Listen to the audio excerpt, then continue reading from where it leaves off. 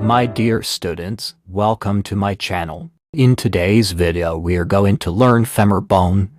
The femur is the longest and strongest bone in the body located in the thigh region. It extends from the hip to the knee. Length of the femur in adult male is 45 long, that is 1/4 of the body height. If we divide our body into 4 parts, means the upper part would be 2 parts and the lower part would be 2 parts. In that the femoral region would be 1/4, and the femoral bone consists of 3 parts that are upper end, shaft and lower end. This is the anterior surface. Now let's see the upper end of the posterior side. It consists of head, neck, greater trochanter, lesser trochanter and intertrochanteric crest. Now let's see the anterior side of upper end. The upper end of the anterior surface consists of head, neck, greater trochanter, lesser trochanter and intertrochanteric line, and also have fovae capitis, a small pit located on the head of the femur. Joints formed by femur. This is the hip bone. See the upper end of the head of the femur articulate with the hip bone to form hip joint. Check previous video for hip joint. And the lower end of the femur articulate with the tibia and patella to form tibiofemoral joint and patellofemoral joint respectively, where you're seeing fova capitis, which gives attachment to ligamentum tis femoris. This ligament provide joint stability and maintain congruency. Now let's see the borders and surfaces of posterior surface of the upper end of the femur bone. The upper end has 2 borders and 4 surfaces, and 2 borders, the upper border and lower border. The upper border is concave and horizontal, whereas the lower border is straight and oblique. See the upper and lower border and its shaft alignment. The upper border meets the shaft through greater trochanter, whereas the lower border meet the shaft through lesser trochanter. In between the greater trochanter and lesser trochanter we have intertrochanteric crest. This is the quadrate tubercle, which gives attachment to quadratus femoris muscle. The insertion point of quadratus femoris. This is gluteal tuberosity, which is the insertion point of gluteus maximus muscle. This is the medial surface. It has 2 depressions. One is located in between the trochanter, and another one is located just above the trochanteric fossa. This area gives attachment to obturator externus, obturator internus, superior gemellus and inferior gemellus. Now let's see the anatomical position of femur bone. Anatomical position means how the femur is oriented in the body when the person in the standard anatomical position. In anatomical position, the head should be directed medially and rotated upward. The head of the femur articulate with the acetabulum to form a hip joint, and the shaft should run obliquely and medially downward, and spread wide at the lower end. The canals of the distal end or lower end should be horizontally aligned to articulate with the tibia and patella to form knee joint. Let's see the angle of inclination. It is the angle between the long axis of the femoral neck and long axis of the femoral shaft. The average neck shaft angle is 125 degrees, and for children it is above 150 degrees, and female below 125 degrees. Uses of measuring the angle of inclination. 1. Assessment of hip alignment. 2. Diagnosis of deformities, like coxa vara and coxa valga, if the angle below 120 called coxa vara, and the angle above 135 is called coxa valga. 3. Biomechanical studies, understanding load distribution through the hip and lower limb and its effect on posture and walking. The normal value of neck shaft angle is 125. If the angle is increased, it is called coxa valga. If it is below 125 degrees, called coxa vara, which leads to unstable hip joint. Angle of femoral torsion or angle of retroversion. It is the angle between the axis of the femoral neck and the transverse axis of the femoral condyles when viewed from above in the transverse planes. Normal value, in adults, about 7 to 12, and the neck is directed forward. In newborns, around 30 to 40, gradually decreasing with growth. Clinical significance: increased angle or excessive anteversion causes internal rotation of the femur and toe in gait. Decreased angle or retroversion causes external rotation of the femur and toe out gait. Let's see the shaft of the femur. The shaft of the femur is the long cylindrical portion between the upper end and the lower end of the femur. It has three surfaces: anterior surface, medial surface, lateral surface. It has three borders: medial border, lateral border, posterior border. The shaft will divide into three portions: upper 1/3, middle 1/3, and lower 1/3.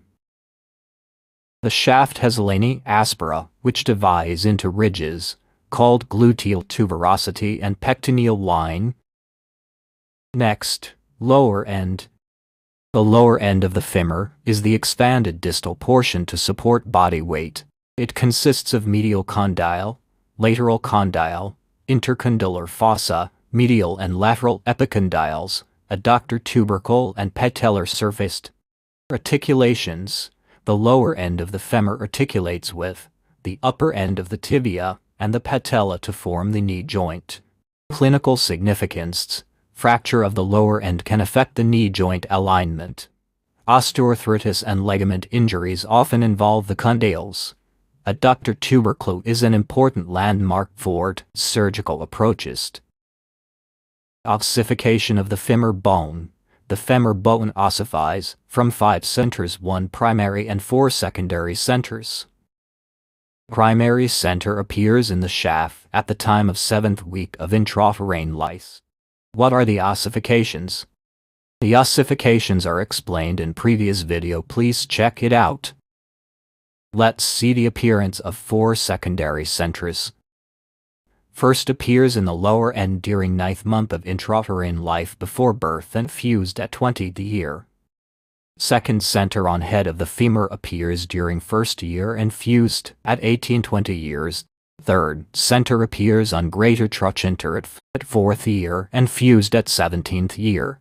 Fourth center appears on lesser trochanter at 16-17 years and fuses later. Muscle attachments: posterior surface of the femur bone, insertion of the upper end of femur, gluteus medius inserted on lateral surface of greater trochanter, obturator externus inserted on trochanteric fossa in the medial side of greater trochanter, quadratus femoris inserted on the quadrate tubercle, action lateral rotator and adductor of the thigh. Gluteus maximus inserted on gluteal tuberosity just below the greater trochanter, action powerful extensor and lateral rotator of the hip. Psoas major and iliacus inserted on the posterior medial surface of the lesser trochanter, powerful flexor of hip joint. Pectineus inserts into the pectineal line of the posterior surface of femur, just below the lesser trochanter. Action flexes, adducts and medially rotates the thigh. Adductor brevis inserts on the upper part of the medial lip of the linea aspera on the posterior surface of the femur. Action adducts the thigh and assists in flexion of the hip joint. Adductor longus inserts on the middle 1/3 of the medial lip of the linea aspera on the posterior surface of the femur, helping adduct and flex the thigh. Adductor magnus inserts into the entire length of the linea aspera and medial supracondylar line, and by a tendinous insertion into the adductor tubercle. Both gastrocnemius and plantaris takes origin at the lower end of femur. Medial head originates above the medial condyle. Lateral head originates above the lateral condyle of the femur. Plantaris originates from the posterior surface of the lateral supracondylar line of the femur. Action: along with gastrocnemius muscle, it plantar flexes the foot at the ankle joint. Biceps femoris origin from the lateral lip of the linea aspera and the upper part of the lateral supracondylar line on the posterior surface of the femur. Action flexes the leg at the knee joint and laterally rotates the flexed leg. Vastus lateralis is located on the lateral side of the 5, greater trochanter lateral lip of the linea aspera and gluteal tuberosity. Action: knee extension, muscle attachments of anterior surface. Piriformis. The piriformis is a small, flat, pyramidal muscle. Insertion: superior border of the greater trochanter of femur. Action: laterally rotates the thigh at the hip. Gluteus minimus is the smallest and deepest of the gluteal muscles. Inserts on the anterior facet of the greater trochanter, deep to gluteus medius. Action: hip abductor and medial rotator. Capsular ligament. Encloses the femoral neck, leaving the head of femur inside the capsule. Sees major inserts on the lesser trochanter of the femur, deep on the posterior medial side, forming iliopsoas with iliacus, and is the main flexor of the hip. Vastus medialis arises from the linea aspera and medial supracondylar line. Action: it is a powerful knee extensor. Vastus lateralis originates from the lateral and posterior lateral upper femur, greater trochanter, lateral lip of linea aspera, gluteal tuberosity, acting as a knee extensor and lateral stabilizer of the patella. Vastus intermedius arises from the anterior and lateral surfaces of the femoral shaft, lies deep to rectus femoris, helping in extension of the leg at the knee joint. Articularis genu is a small deep muscle arising from the lower anterior femur. Action: and prevents the membrane from being caught between the femur and patella during extension. Muscle attachments of linea aspera. Easy mnemonic to remember the muscle attachments along the linea aspera of the femur, divided into medial lip, lateral lip, and intermediate area. Very angry ants are persistent, is the mnemonic for medial lip. Vastus medialis, adductor brevis, adductor longus, adductor magnus, and petinus. The mnemonic for lateral lip is very mighty soldiers. Vastus lateralis, gluteus maximus and short head of biceps femoris. Thanks for watching. Don't forget to like, share, and subscribe for more anatomy lectures.